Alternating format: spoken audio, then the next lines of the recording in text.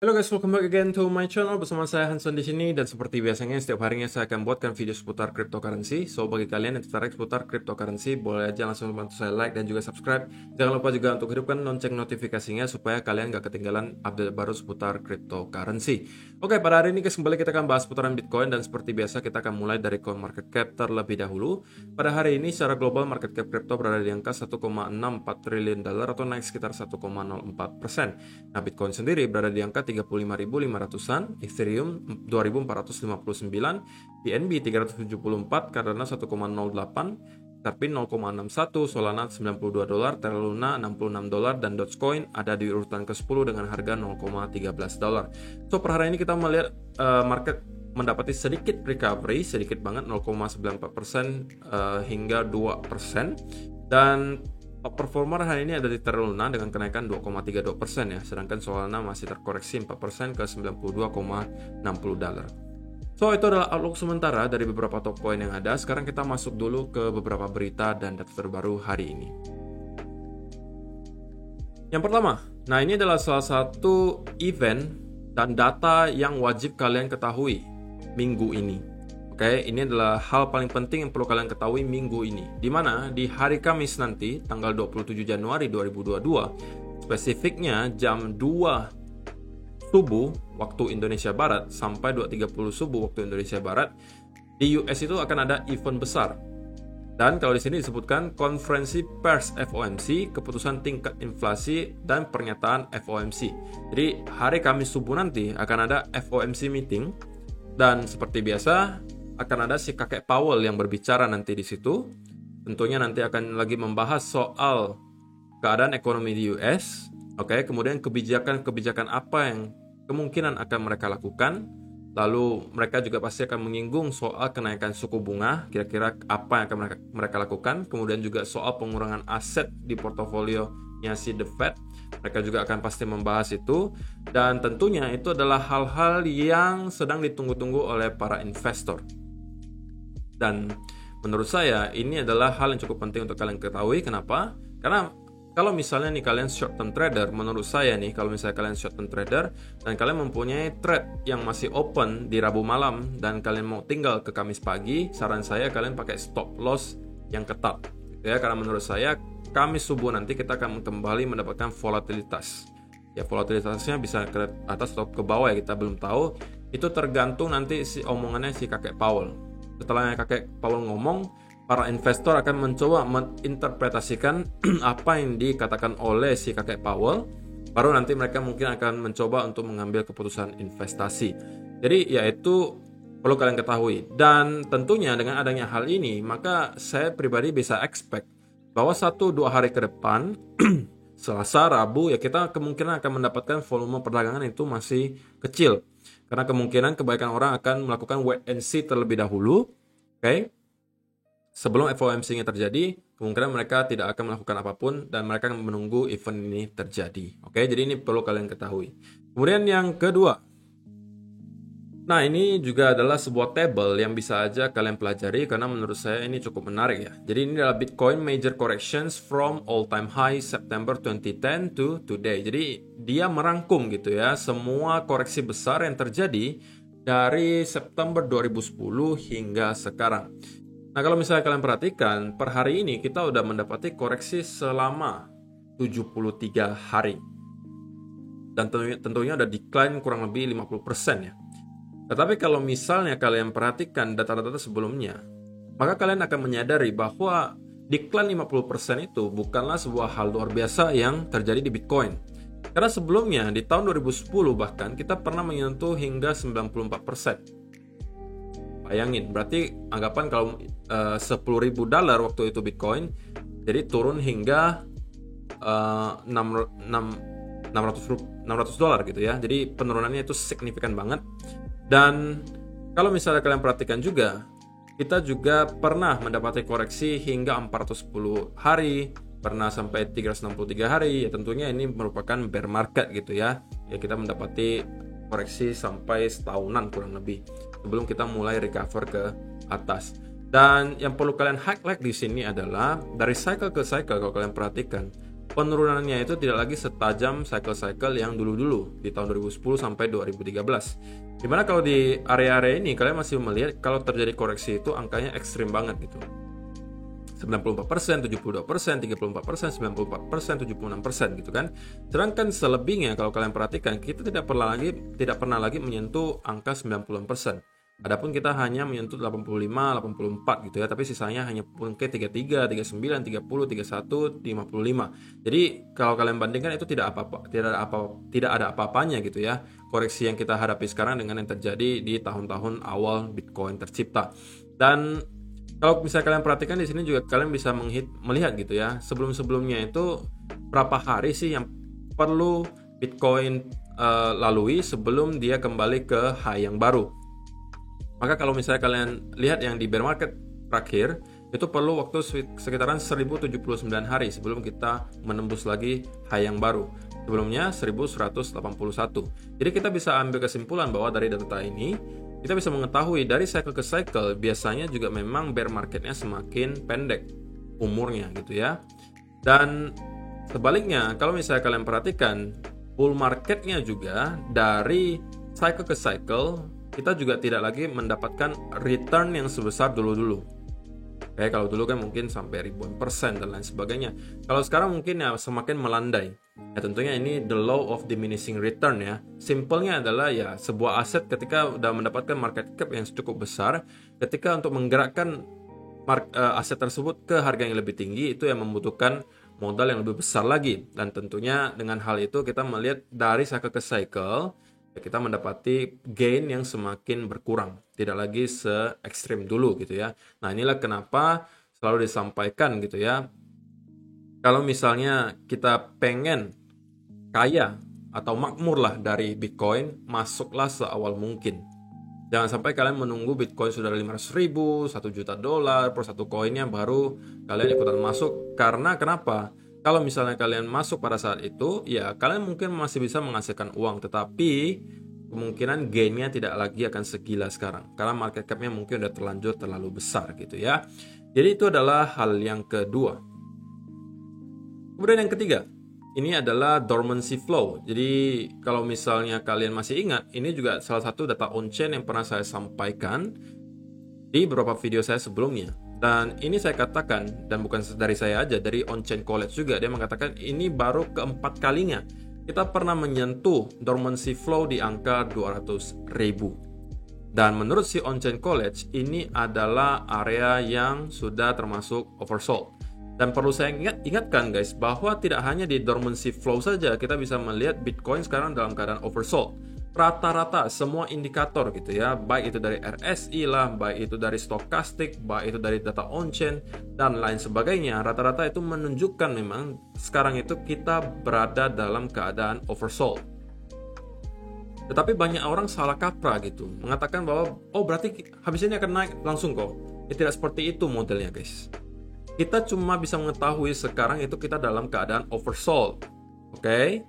Bukan berarti ketika oversold itu langsung tiba-tiba akan rally lagi ke atas, tidak seperti itu. Kalau misalnya kalian lihat dari data historisnya, maka biasanya kita memang perlu berminggu-minggu bahkan berbulan-bulan setelah kita menyentuh area dormancy flow. Bahkan kalau di sini kalian perhatikan dia menembus sedikit ke bawah angka 200.000. Kita perlu berminggu-minggu sampai berbulan-bulan sebelum akhirnya kita mendapati rally lagi. Sini juga sama, kita mendapati rally. Di sini juga sama, kita mendapati rally. Nah, di sini kita kembali menyentuh area tersebut. Ya, walaupun kita belum sempat menembus ya. Jadi kalau masih ditanya, jadi habis ini kita langsung akan naik kok? Ya, belum tentu gitu. Tetapi yang saya tahu adalah bahwa sekarang kita sudah dalam keadaan oversold. Yang berarti kalau misalnya oversold itu, ya itu adalah chance atau kesempatan yang baik untuk start beli gitu ya.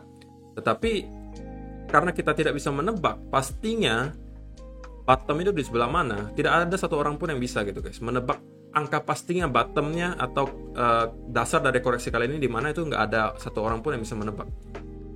Oke? Jadi yang paling baik yang bisa saya lakukan apa? Ya saya tidak pengen menebak juga di mana persis bottomnya. Tapi yang saya tahu sekarang kita udah di area oversold, alias kita udah berada di area yang istilahnya cukup murah lah gitu ya. Yang saya lakukan apa? Ya saya dollar cost averaging. Jadi saya juga tidak perlu tahu di mana bottomnya. Yang saya tahu, saya sudah mulai masuk ketika market sudah dalam keadaan oversold. Oke, jadi itu adalah cara paling mudah juga menurut saya, dan cara yang paling tidak membuat pusing lah istilahnya. Kalau misalnya kalian mencoba-coba menebak gitu ya di mana bottomnya, sedangkan kalau misalnya salah gitu ya tentunya kalian akan miss atau ketinggalan kereta. Tapi kalau misalnya kalian melakukan dollar cost averaging, mau dimanapun bottomnya ya kalian tidak masalah, karena kalian udah beli dari atas, beli lagi bawah, beli lagi bawah, beli lagi bawah. Jadi kalian mendapatkan harga rata-rata gitu ya. Ya walaupun mungkin kalian tidak mendapatkan harga yang paling dasar, tapi kalian ya mendapatkan harga rata-rata terbaik. Dan kalian meminimalisir resiko kalian untuk ketinggalan kereta gitu ya. Karena kalau misalnya ada orang yang mengatakan, "Oh, kalau saya mah mending nunggu ke 10.000 aja kok. Kenapa harus beli sekarang?" Kan pasti bakalan ke 10.000. Kalaupun memang salah misalnya, anggap saja ternyata bottomnya 8.000, ya saya cuma rugi 20% doang kok. Nah itu ada yang miss gitu, ada satu yang miss, ada satu yang kamu ketinggalan gitu. Kalau misalnya ke 8.000, oke, kamu cuma rugi 20%, berarti kan kamu tunggu 10.000. Tetapi kalau yang terjadi, misalnya sebelum 10.000 kita udah reversal lagi, ya kamu ngapain dong? Berarti kamu gak bakalan masuk kan, kamu kan tunggu 10.000. Sedangkan kita tidak sampai 10.000, kita udah reversal, maka kamu akan ketinggalan gitu. Oke, jadi ya nggak usah terlalu perfeksionis lah kalau menurut saya gitu ya. Tetapi tidak ada yang salah dengan itu. Cuman kalau saya pribadi, saya lebih memilih cara yang lebih aman dengan melakukan dollar cost averaging gitu ya. Kemudian yang berikutnya ini adalah balance on exchanges. Nah ini juga adalah sebuah data on-chain yang sering saya perlihatkan untuk kalian ya di channel ini. Dan kalau misalnya kalian perhatikan, per hari ini kita itu mendapati balance on exchanges itu dalam keadaan yang sideways alias sedatar gitu guys.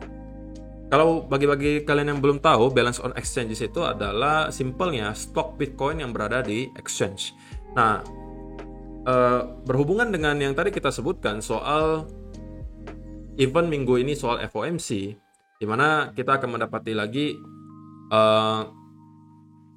keputusan dari si kakek Powell, omongan dari kakek Powell yang pastinya akan sangat penting gitu ya. Ya saya juga tidak heran gitu ya melihat bahwa balance on exchange itu sekarang dalam keadaan sideways alias datar, karena kemungkinan sebagian besar investor itu masih kayak merasa saya lebih baik wait and see terlebih dahulu.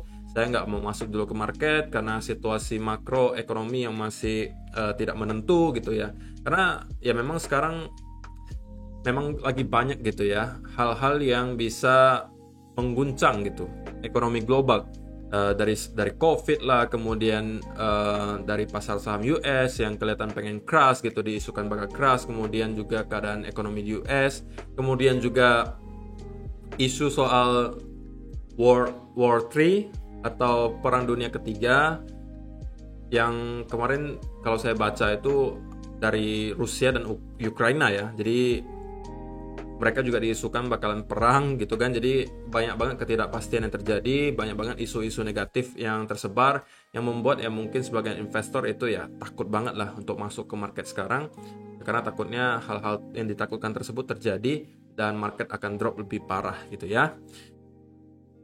So, dan yang terakhir ini, looks like you have a high time preference. So please, by all means, don't ever buy Bitcoin because obviously you can stomach the volatility. Stick to gold. Ya, ini juga pesan-pesan dari BTC Bull. Untuk kalian-kalian yang merasa tergoyahkan mentalnya setiap kali kalian mendapati koreksi di Bitcoin. Jadi dia katakan, kalau misalnya kalian merasa tidak mampu menghandle volatilitasnya Bitcoin, oke, jangan pernah beli Bitcoin. Oke, don't ever buy Bitcoin. Jangan pernah beli Bitcoin kalau misalnya kalian merasa mental kalian tidak akan kuat menghadapi volatilitas di market crypto. Yaitu hal yang simple. Seperti udah saya sampaikan juga guys, kalian tidak hanya bisa kaya dari crypto kok. Kalian bisa kaya dari saham, kalian bisa kaya dari forex, kalian bisa kaya dari properti, kalian bisa kaya dari usaha, tidak harus dari crypto gitu. Kalau memang crypto bukan jalan kalian ya sudah, tinggalkan saja gitu. Kalau memang kalian merasa kalian tidak mampu handle ketika Bitcoin baru terkoreksi 10%, 20%, ya berarti memang ini bukan untuk kalian gitu. Oke? Karena kalau misalnya kalian selalu terganggu mentalnya ketika melihat Bitcoin hanya terkoreksi 10-20%, itu sudah tanda bahwa kalian memang tidak mampu menghandle volatilitasnya kripto. Dan itu berseberangan dengan prinsip di kripto, yaitu adalah high risk, high gain. Very high risk malah sama very high gain. Oke? Jadi kalau misalnya kalian merasa memang kripto bukan untuk kalian, ya sudah, jangan dipaksakan gitu. Ya jangan sampai kalian malah menyalahkan orang nanti. Wah, katanya bakalan cepat kaya nih dari kripto kan. Mana nih, saya malah rugi gitu kan. Saya beli kemarin malah turun 20%, malah turun 30%. Ya, kalau misalnya kalian tidak pelajari apa yang kalian investasikan dan kalian hanya mendengar omongan orang kemudian kalian masuk, yaitu resiko kalian masing-masing. Ya kenapa itu selalu disampaikan, do your own research. Itu selalu disampaikan tapi kalian tidak lakukan kadang-kadang. Tidak semua ya, tapi ada sebagian kecil yang tidak lakukan. Ya, mereka hanya pengen cepat kaya saja, mereka nggak mau pelajari apa itu kripto, gimana cara mainnya, kemudian historisnya seperti apa. Mereka nggak ada satupun yang mau dipelajari. Mereka hanya mau taunya, saya mau masuk hari ini, bulan depan saya mau kaya. Kalau itu mindset kalian, saya bisa jamin kalian tidak akan mampu bertahan di kripto. Ya. So, kita masuk aja ke chartnya Bitcoin sekarang. Nah, kalau misalnya kalian perhatikan, ini saya pengen mulai dari weekly chart terlebih dahulu ya guys. Dan per hari ini pun ya tentunya kita masih melihat candle weekly dalam keadaan merah. Kita sudah terkoreksi ya kurang lebih 50% ya. Kalau kita ukur dari sini. Ya kurang lebih 50%. Dan kita sudah dekat dengan next major support yang harusnya akan berada di angka $30.000. Nah, kalau misalnya kalian memang seorang penganut kebalikan dari mayoritas, alias kan ada nih sebagian yang mengatakan kalau mayoritas mengatakan bullish, saya bakalan bearish. Kalau mayoritas mengatakan bearish, saya bakalan bullish. Nah, maka ini mungkin saatnya kalian harus bullish. Kenapa? Ya, kalau kalian perhatikan sentimen sekarang, baik dari orang awam sampai influencer yang paling bullish sekalipun, sekarang udah kayak mulai ragu gitu kan, apakah kita masih dalam bull market, apakah kita masih bisa reversal, atau semuanya rata-rata udah yakin gitu bahwa wah pasti kita akan masuk ke 30.000, bahkan bisa menembus di bawah 30.000. Nah kalau misalnya kalian memang penganut itu, dimana kalian hanya akan trade kebalikan dari mayoritas, pemikiran mayoritas, maka ini adalah saatnya mungkin kalian harus bullish gitu. Kenapa? Karena hampir semua sekarang udah sentimennya lebih ke arah bearish gitu ya. Dan saya pengen hari ini membicarakan soal worst case scenario gitu ya, worst case scenario-nya. Kalau katakanlah kita tidak mampu bertahan di sekitaran angka 30.000, maka kita bisa melihat ini ada ruang kosong yang cukup besar di sini, alias tidak ada area major support yang berada di sekitaran sini. Sebelum kita menyentuh lagi area $20.000. Oke? Jadi kalau misalnya nih kita sampai mampu break dan close di bawah angka 30.000, mungkin break di bawah 29 gitu ya, dan close di bawah 29, maka tentunya itu bukan berita yang baik, karena pastinya akan terjadi pertama semacam panic selling lagi, kedua kita akan mendapatkan lagi likuidasi besar-besaran, karena pastinya juga banyak nih orang-orang naruh stop loss di sekitaran sini. Dan dengan adanya hal itu, ya tentunya negatifnya kita akan kembali mendapatkan koreksi besar. Oke. Tetapi positifnya adalah tentunya marketnya jauh lebih sehat. Kenapa? Karena pasti kita akan mendapatkan reset dari tingkat leverage ratio lagi. Oke, yang dimana sekarang tingkat leverage ratio itu sudah sangat amat tinggi dan dalam keadaan yang tidak sehat. Tetapi yang kalian perlu tahu adalah kalau misalnya kita lihat indikator RSI, dan ini chartnya dari tahun 2011 ya guys, sampai sekarang. Kalau misalnya kalian perhatikan area RSI itu kita jarang sekali pernah menyentuh area ini. Oke, ini adalah area yang baru 1, 2, 3, 4, 5 kali. Yang baru 5 kali pernah kita sentuh selama sejarah Bitcoin ada. Oke, ini tidak juga untuk mengatakan habis ini kita akan rally, bukan untuk itu guys. Tetapi saya pengen kasih tahu bahwa dari sebagian besar indikator dan sebagian besar data on-chain itu menunjukkan bahwa memang sekarang kita sudah dalam keadaan oversold. Oke. Namun kalau misalnya ditanya, lalu kalau misalnya masuk bear market kok, kira-kira bottomnya di sebelah mana? Maka kita bisa ngambil juga data historis untuk kita jadikan pedoman. Dan rata-rata, kalau kita melihat data historisnya, kalau misalnya kita masuk ke bear market, bottomnya itu akan terjadi apabila kita melihat RSI di weekly chart itu dalam keadaan oversold.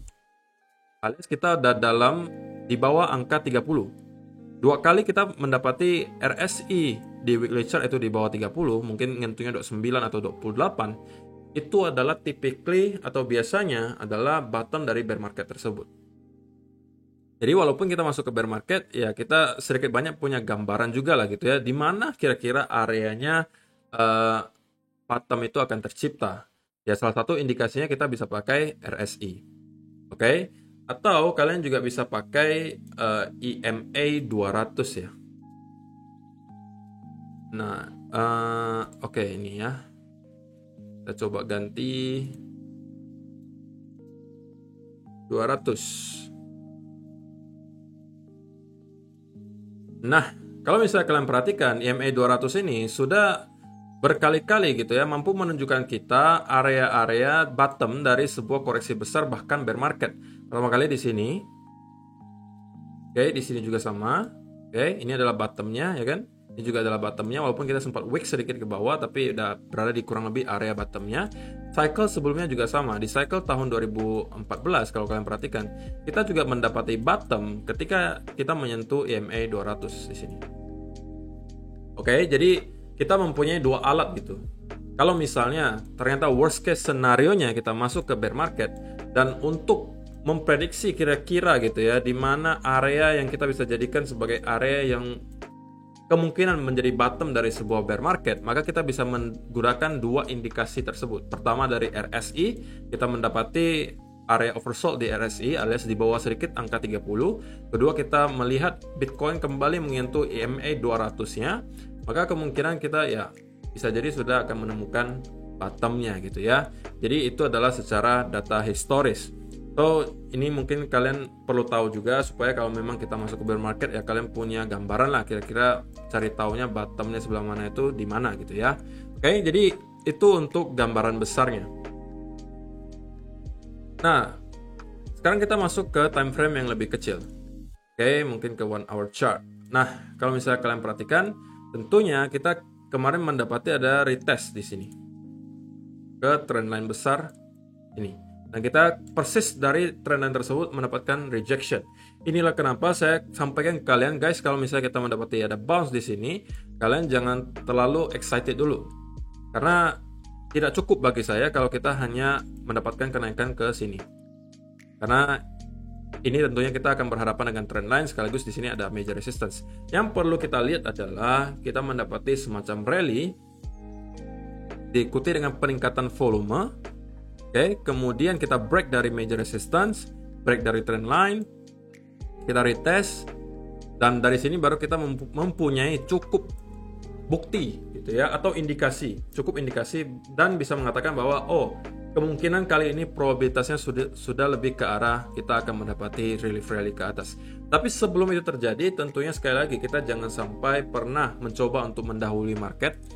Biarkanlah saja dulu market kasih kita clue-nya. Kalau misalnya clue-nya belum jelas ya sudah, kita tunggu saja dulu.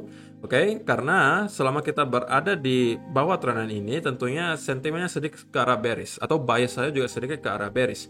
Dan kalau misalnya kalian lihat di 1 hour chart, ya mungkin sebagian dari kalian juga bisa mengatakan ini malah jatuhnya seperti bear flag gitu ya.